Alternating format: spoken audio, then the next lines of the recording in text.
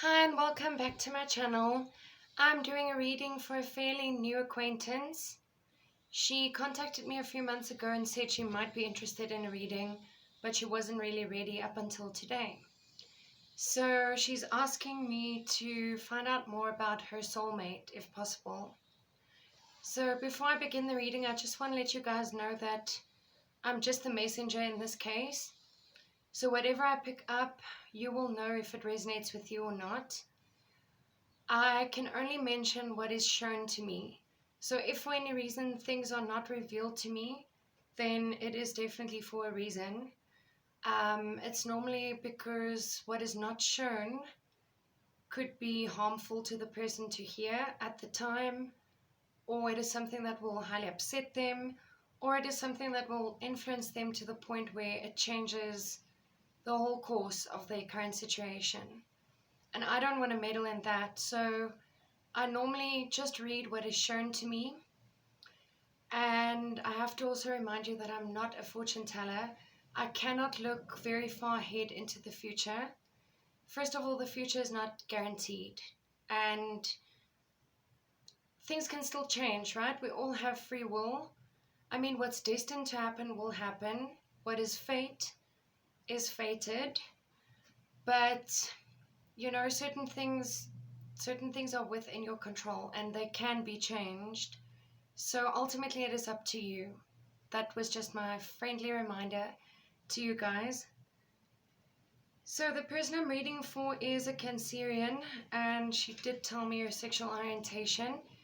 It is important in these instances because I've mentioned this already, the cards are not gender specific. So I can sometimes pick up a king when it's actually a female. A queen can sometimes be a male. It's not necessarily what is shown to you. The energies can really be mixed. And you have males that have a lot of feminine energy. You have females with a lot of masculine energy, vice versa. So we mustn't get too caught up on that. So I'm just going to begin by asking about this person's soulmate. Let us see. I'm getting the cards out first, and then I will go into the explanation in part 2. So you have the moon, first of all, which is Pisces energy. So the moon is the planet that is connected to the zodiac sign of Cancer. However, I'm wondering if this is perhaps telling me that your soulmate is a Pisces individual. We will see as the reading goes on. We have the world in reverse. Wow, 6 of Wands.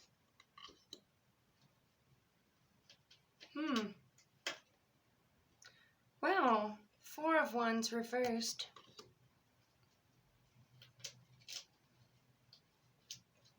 These two wanted to come out together. It is the Chariot reversed with the 3 of Cups reversed.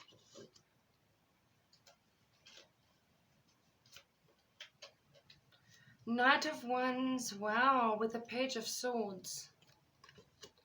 Sometimes cards want to jump out together, so I just take it as a combination then. And let's get one more card. 10 of Wands. Right at the bottom of the deck you have 10 of Pentacles reversed. And as I sometimes do, I just want to see what's underneath. You have the Tower, Ace of Swords reversed, 8 of Wands reversed, 5 of Cups, just to get a bit of a story of what's been going on. Alright. Please do excuse me, I have been struggling with a bad sinus infection. So if I seem drowsy, it's probably just the meds. I'm really fine otherwise. So I see here from what I can gather from looking at the bottom of the deck, someone may have been blocked. Someone may have blocked communication from someone in the past. And that led to a lot of sadness with that 8 of Wands with the 5 of Cups reversed. But it's in the past now. So I'm feeling like you can move on from it. Maybe you've been resisting a new beginning because of that hurt. I feel like there was a tower moment that led to the blocking. So when the tower comes up, it's normally something that is like a catastrophe, right? It's a very big disaster. It's something that happens that completely throws your life off course. It's like you're trying to put the pieces back together after this huge event, and it's something sudden and unexpected that comes to pass. And there could also be an issue with a house, home, or property. If not, then something of monetary value, or you may have been living with a person. You may have invested a lot in that relationship that didn't work out. You perhaps thought that this person was your forever person when they turned out not to be. So, to the lady who is watching, who this reading is meant for, I normally do the readings in 3 parts, right? So part 1 is your normal cards, part 2 is where we get more clarity, and part 3 is the advice. So I try to keep all 3 parts under 12 minutes, if possible. If not, then we continue into the next video. Sometimes the videos are done in 4 parts, sometimes not. So, I just want to first of all say if I don't get to all these cards, I will push it on into part 2.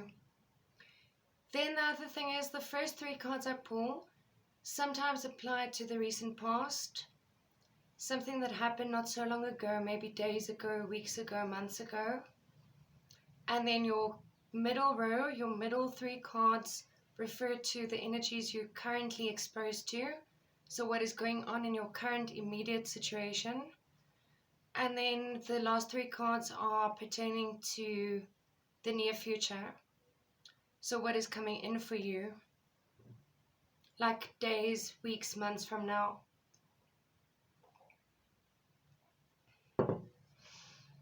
Okay, so let's start with the recent past. Don't get too caught up on the recent past. If this is not the past, it is simply answering your question about who your soulmate is. So you have the moon here, which is the card of Pisces. If this is not the person from your past, it is definitely a new person coming in. And why it may be showing up in the past energy is it's someone who's already entered your current energy field, but maybe they're not in your life as a romantic partner yet, if that makes sense. Or it could be an entirely new energy that is just showing up more in the past energy, coming into the near future, or coming into the present, the immediate present rather. It's like maybe you've been manifesting someone. So if you've been doing the work for quite some time, then this person could be showing up in the past energy. So the moon is the card of Pisces, but it's also the card of things that are hidden, secrets, things that you are not aware of yet. This could be telling us that this person could be coming into your life very soon, and you don't really expect it. With the world, this person may be living at a distance from you, or someone who travels internationally, someone who has international connections. Also with the world, it talks about cycles. Okay, so certain cycles need to end in order for new cycles to begin. So it's like a karmic thing, right? The wheel of life. Although not the wheel of fortune, okay, that's a separate card. This is life itself, the journey of life, going round and round. Something needs to end in order for something new to begin. The next card I find very, very interesting. You have 6 of Wands here.